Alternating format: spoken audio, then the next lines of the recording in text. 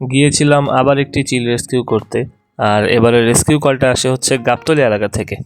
Rescue কলটা আসে দুপুরবেলা, তাই আমি আমার ফ্রেন্ডের বাসায় গিয়ে তাকে খাবারের টেবিল থেকে উঠিয়ে নিয়ে আসি।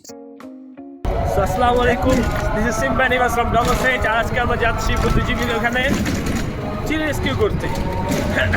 আসিফ আমার বেস্ট ফ্রেন্ড।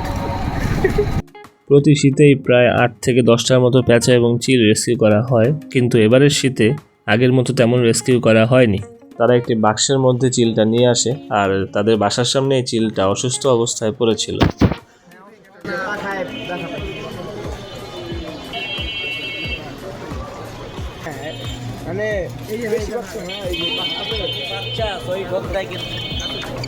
চিলটাকে হাতে নেওয়ার পর ফিল করি যে ও অনেক হালকা হয়ে গেছে, আর ওর পাখার দিকটাতে অনেকখানি ছিলে গেছে।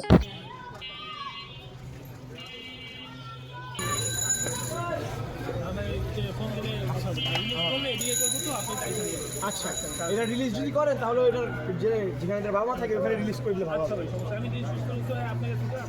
আচ্ছা,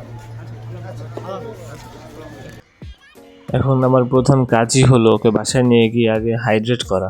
বাসায় যাওয়ার সময় আমার অনেক বড় একটা ক্ষতি হয়ে যেতে পারতো, ও আমার চোখে ঠোকর দিতে নিছিল, বাট আল্লাহর রহমতে এমনটা হয়নি।